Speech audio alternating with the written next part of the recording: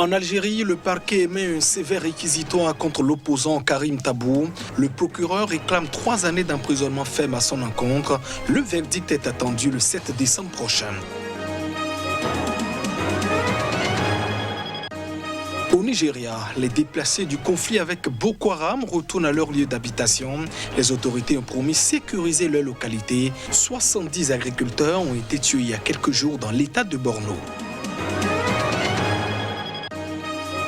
Et puis, aux États-Unis, Joe Biden s'est fracturé le pied.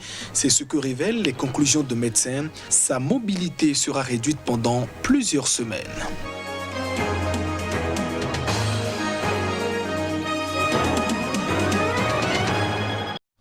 Voilà pour le sommaire de ce journal. Bienvenue dans cette édition. Le parquet algérien a requis ce lundi une peine de 3 années d'emprisonnement ferme à l'encontre de l'opposant Karim Tabou. Cette figure centrale du mouvement de contestation, le Hirak, avait passé 9 mois en prison pour avoir critiqué l'armée et le régime du président Abdelmadjid Tebboune. Reportage.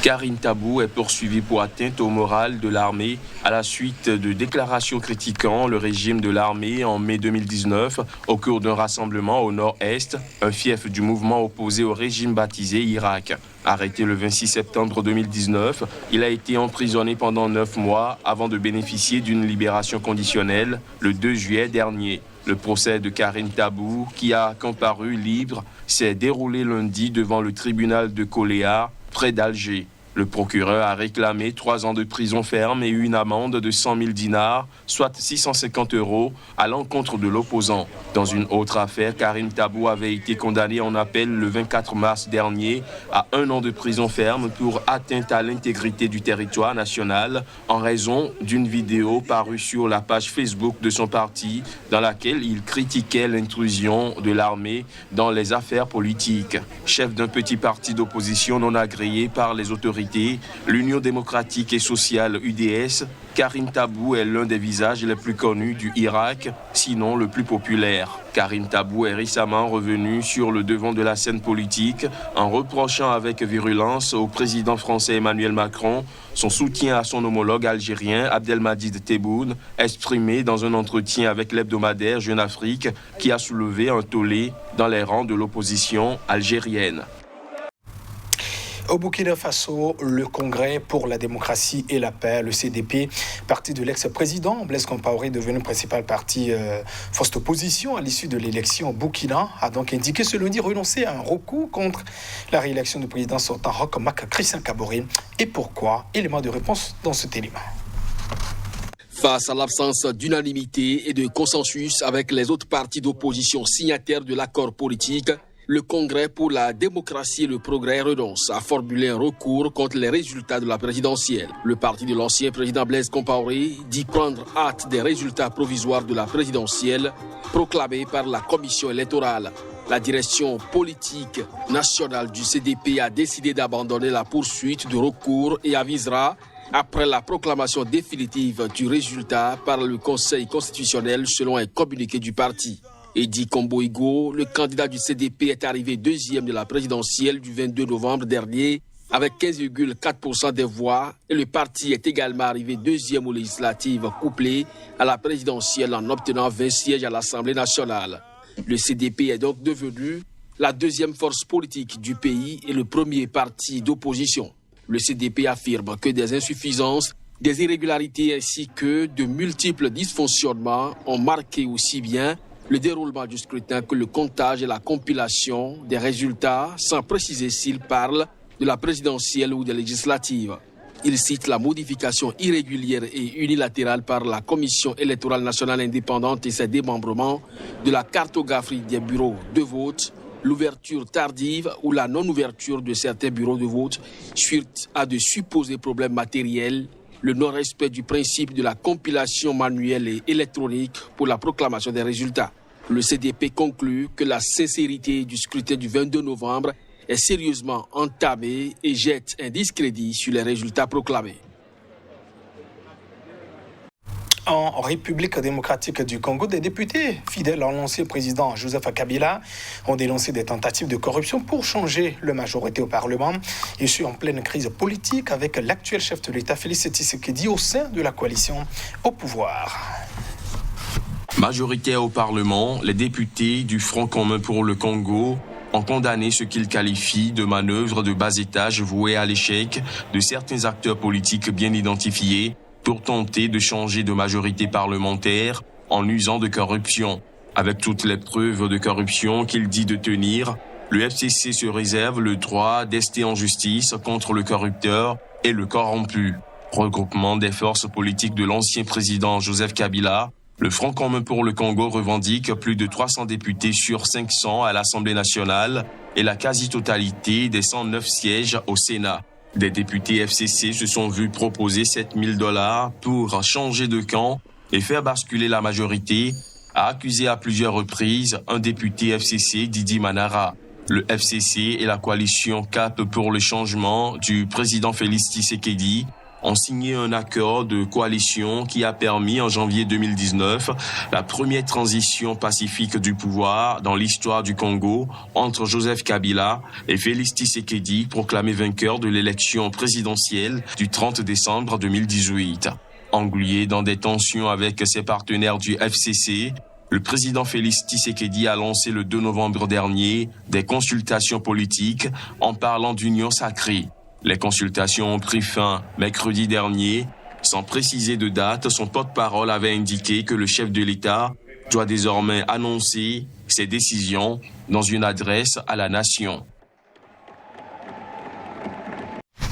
Au Nigeria, les évacuations massives des camps de personnes déplacées par le conflit contre Boko Haram dans le nord-est du pays se poursuivent, en dépit de la tuerie qui a donc fait des dizaines de morts, les autorités encourageant le retour à la terre face au risque de crise alimentaire. Les évacuations massives des camps de personnes déplacées par le conflit contre Boko Haram dans le nord-est du Nigeria se poursuivent malgré la tuerie qui a fait des dizaines de morts, les autorités encourageant le retour à la terre face au risque de crise alimentaire. Quelques 3000 personnes qui vivaient dans un camp à Maiduguri, la capitale de l'état de Borno, depuis 6 ans, après avoir fui les violences djihadistes, ont été reconduites en bus ce lundi dans leur région d'origine, Marte, à 130 km de là, sur ordre des autorités. Selon les témoignages recueillis, la plupart des déplacés étaient satisfaits de retrouver les fermes et les terres abandonnées dans cette région, considérées autrefois comme le grenier à blé du lac Tchad, mais s'inquiétaient de savoir si les autorités s'engageraient à sécuriser la zone où opère le groupe État islamique en Afrique de l'Ouest, ISWAP, branche dissidente de Boko Haram. Boko Haram et l'ISWAP continuent de semer la terreur dans la région où des dizaines de civils ont été froidement tués samedi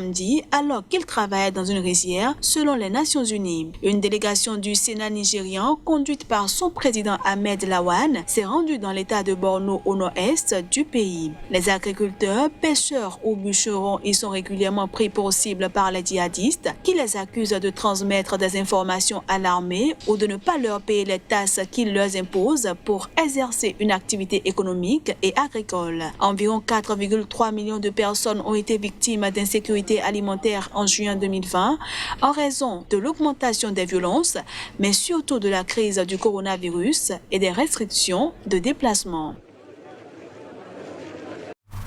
Le Premier ministre éthiopien Abiy Ahmed a déclaré que la principale ville de la région du Tigré, Mekele, est sous le contrôle des forces fédérales et que les ennemis sont surveillés jour et nuit. Il a également affirmé que l'Éthiopie serait donc en mesure d'accueillir rapidement les Éthiopiens réfugiés au Soudan, mais sujet que certains d'entre eux pourraient donc avoir été impliqués dans le massacre de civils dans la ville de Maïkadra au Tigré. On l'écoute. Ils pensaient que les drones étaient destinés au bombardement, mais nous les utilisions pour surveiller leurs mouvements. Nous les surveillons jour et nuit.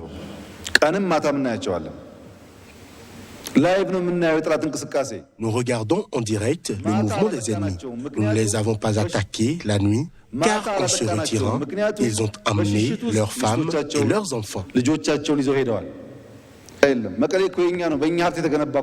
Mekele est à nous. Elle a été construite avec nos ressources.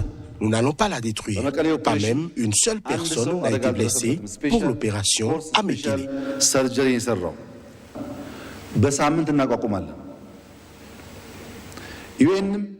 Nous pouvons accueillir les Éthiopiens réfugiés au Soudan en une semaine. L'ONU, le gouvernement soudanais et les organisations de réfugiés, nos portes sont ouvertes, nous pouvons les ramener chez eux. Ils sont nos citoyens tant qu'ils n'ont pas commis de crime. Cependant, il y a une question. Les réfugiés sont surtout des hommes, pas des femmes et des enfants. Qui sont ces jeunes hommes? Le temps nous le dira. Si ces jeunes font partie de ceux qui ont massacré des civils innocents à Maïkadra, alors ils doivent être traduits en justice.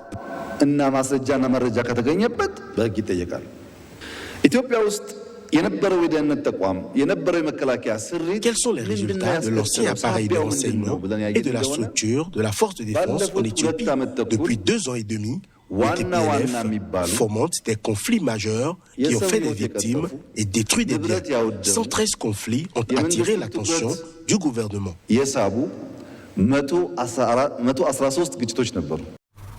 Il n'est pas encore entré officiellement en fonction et pourtant sa mobilité est déjà réduite. Le président élu aux États-Unis, Joe Biden, s'est fracturé le pied alors qu'il jouait avec son chien. Un scanner a confirmé le diagnostic posé par son médecin personnel. Les détails.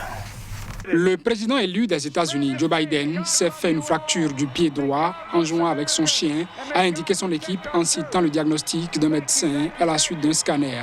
Joe Biden, 78 ans, s'est blessé en glissant alors qu'il jouait avec l'un de ses 2 bergers allemands. Initialement, son médecin personnel avait parlé d'une entorse du pied droit sans fracture évidente. Il avait ajouté que Joe Biden passerait un scanner pour évaluer précisément l'état de la blessure. Le scanner a confirmé des fissures au milieu du pied, a précisé ultérieurement le médecin dans un autre communiqué publié par les services de presse du démocrate. Il a ajouté que le président élu devra vraisemblablement porter une botte orthopédique pendant plusieurs semaines. L'ancien vice-président de Barack Obama prêtera serment le 20 janvier 2021, devenant à cette occasion le président le plus âgé de l'histoire des États-Unis. Il s'installera à la Maison-Blanche avec 2 bergers allemands, Champ dans la famille Biden depuis 2008 et Major, adopté en 2018 dans un refuge.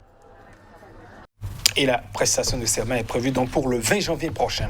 Mesdames et messieurs, ce sera tout pour ce journal. Merci de votre attention. Au revoir.